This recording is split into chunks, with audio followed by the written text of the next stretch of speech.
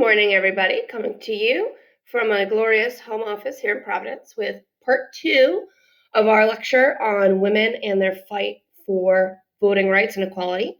We are picking up at the turn of this century. We're going to talk about World War I as well as President Woodrow Wilson. By 1916, an overwhelming majority of suffrage organizations were united behind the goal of a constitutional amendment.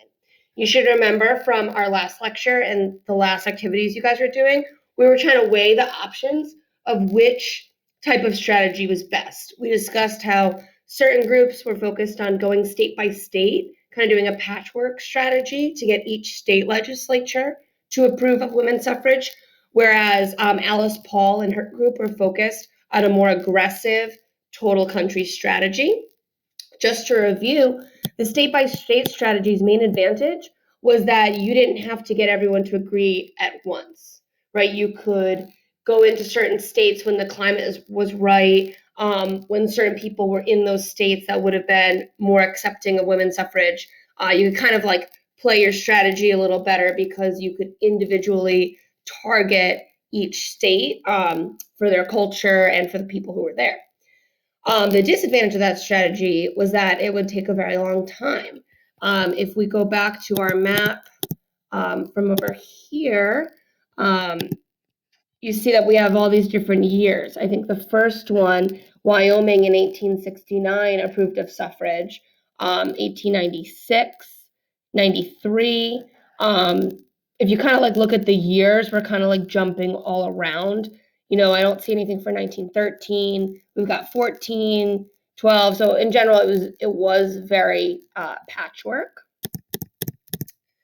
In 1917, New York had given women the right to vote, but also something really, really major happened in 1917 as well. America entered World War I. We're not going to go very deep into the conflict. It was basically a pointless muscle flex by European powers. You had a lot of people in Europe jonesing for a war. People had been bumping elbows for a very long time. You had basically the four main reasons why World War I started is militarism, meaning these countries in Europe had been continuously building up their armies. Basically, if you keep buying new toys and enlisting soldiers, you're going to want to use them. We have A, the alliance system. We had Great Britain, France, and Russia in a group called the Triple Entente, which I love saying, Triple Entente. And then we had Austria, Hungary, Germany, and Italy aligned in another group. Basically, if you imagine it's like you and your friends, right? You tell your friend, I'll stick up for you if anyone fights with you, but then eventually you find yourself drawn into conflict. America joined the war mainly because of Germany. Germany had been doing two key things that were threatening our neutrality. Wilson wanted us to stay neutral in the conflict, but because of Germany's actions, that proved to be unavoidable. Germany had been sinking a lot of our submarines, even though we were neutral. And then they had also sent a telegram. This is a very famous telegram, the Zimmerman telegram, to Mexico. Basically, Germany said, if you join us in the war and attack America in North America, we will make sure that you get the state of Texas and California back. So British intelligence intercepted that telegram, and then we were like, what? So then we entered the war. Why does it all matter? It was women's full and active involvement in the war effort that gave their movement new arguments to grant women's suffrage. At this point, I would say pause the video, go into the Ed Puzzle assignment, which is about American and World War I. Okay, I've assigned that to each class. When you're done with that, come on back.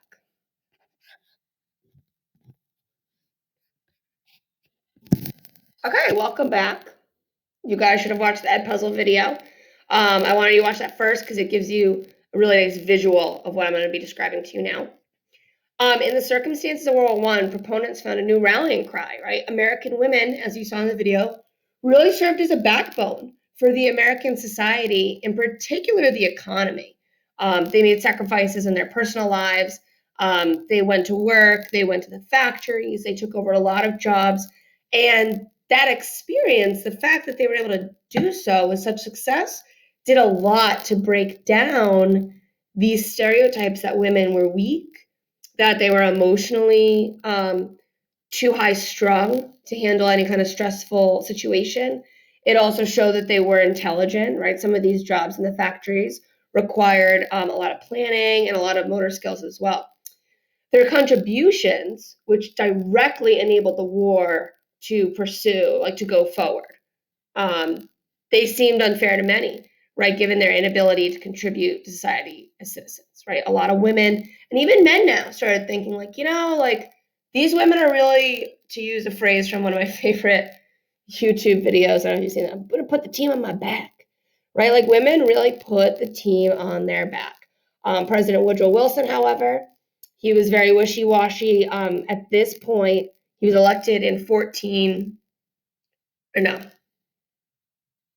he was elected in 1912. By this point, he still only supports women's suffrage through a state-by-state passage. I want to show you guys some of the propaganda or advertisements that women's suffrage groups would put together. The one in the middle is my favorite, right? As a war measure, this country is asking of women service as farmers, mechanics, nurses, mine workers, right? What a manly job that you would want to protect your women from. Army cooks, telegraphers, drivers, advisors to the Council of Defense. The country's getting it, right? The country is getting what they're asking of women. What are women asking of the country? The vote. One thing, right? Are the women going to get it? You can see this one here. Who shares the cost of war? Oops, I thought maybe I could zoom in here. I don't think I can. Nope. Excuse me. Who shares the cost of war? Who faces death in order to give life to men? Women, right? Alerting to giving birth to all these people. Who love and work to the rear of sons when they are killed in battle, right? When people are dead in the war, who has to pick up the pieces? The women. Who keeps the shops and schools open and the factories, right? Who's working in the factories? The women. So you get the idea. Who dares say that war is not their business, right? We're so heavily involved. In the name of justice and civilization, give women a voice in government and the councils that make or prevent war, right? Vote for women's suffrage amendment in November. So we can also see already if this is proponing for an amendment. And then lastly, we give our men our lives. If need be, will you give us the vote? Vote for women's suffrage.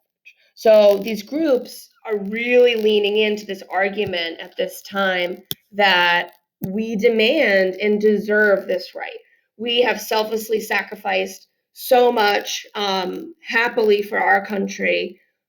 We are only, right, I bring you back to this middle one, we are only asking for the vote. That's all we're asking for. And the argument as well is if we have the right to vote, we're going to be able to make better decisions for the country overall. Again, key point here. World War I laid bare, meaning really revealed, the unequal nature of American society in the minds of many. Now men are starting to think this too. How did it look for the Americans, right, compared to their people in Europe, compared to other places in the world?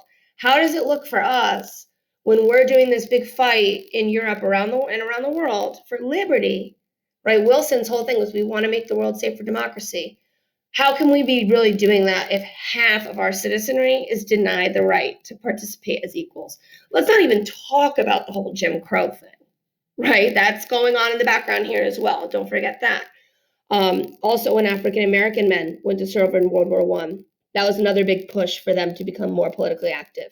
They had gone especially to France and served alongside French units that were integrated. There were a lot of people of African descent in France because France had colonized Northern Africa, and they weren't segregated.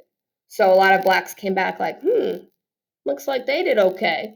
But moving along. Female protesters are going to also start targeting Wilson, in particular. Originally, Wilson is going to be cordial, polite, but he seems pretty uninterested.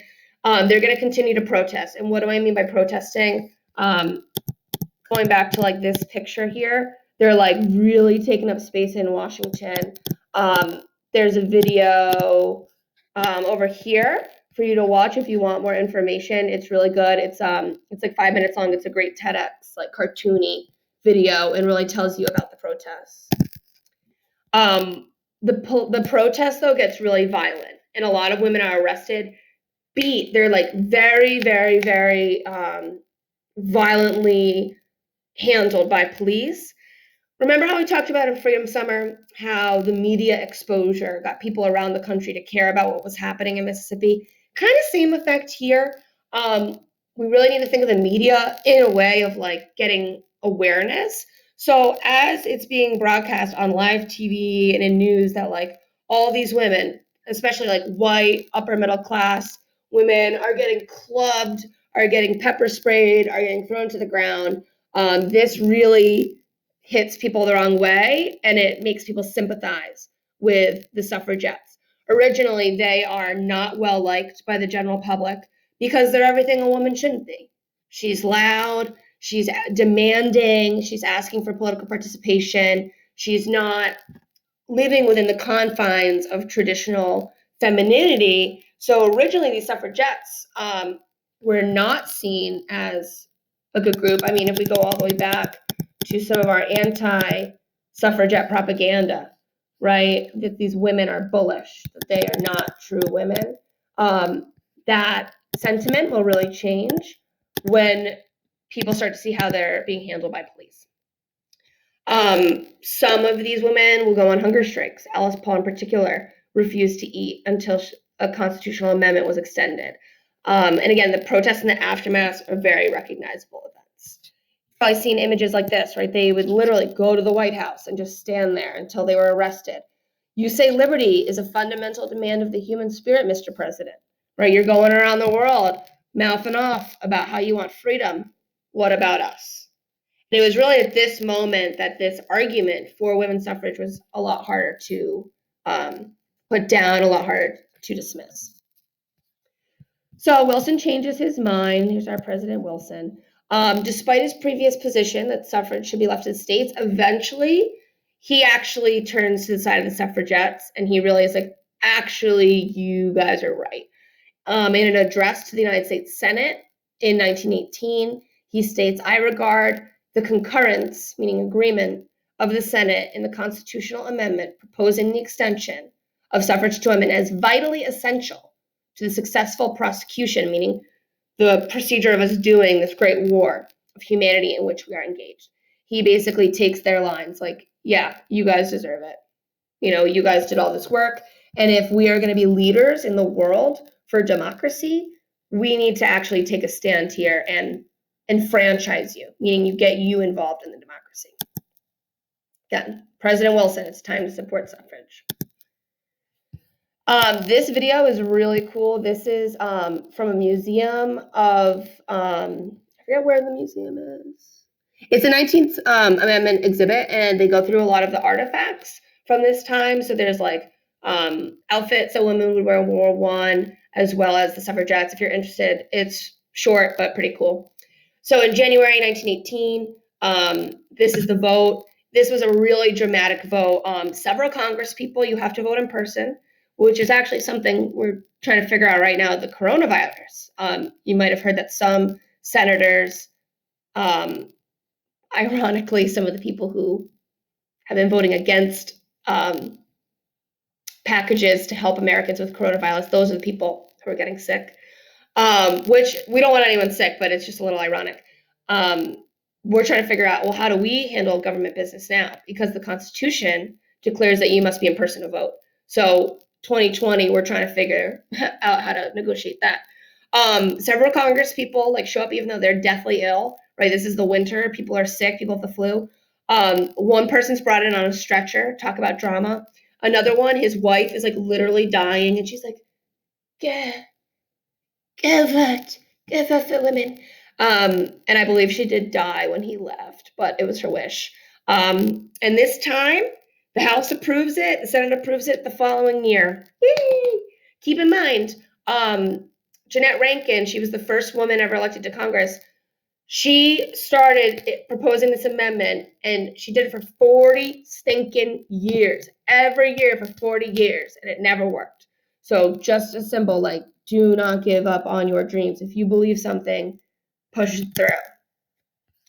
The 19th Amendment was ratified by the states in 1920. You might recall, right? Even though it passes in Congress, you got to get 2/3 of the states. That was another reason why maybe that constitutional strategy was more difficult. And women were now truly a part of we the people. So that's what I got for you guys. Make sure that you had watched the Ed Puzzle video on women in World War I first. Okay. Let me know if you have any questions. Next week, we're going to be looking at women after the passage of the amendment. We're going to kind of take a week to go through women's history in modern times. And we're going to get up to the 60s and 70s and look at the Equal Rights Amendment. All right, well, take care. I'll be on the Google Meet soon, and I'll be able to talk to you then. Bye.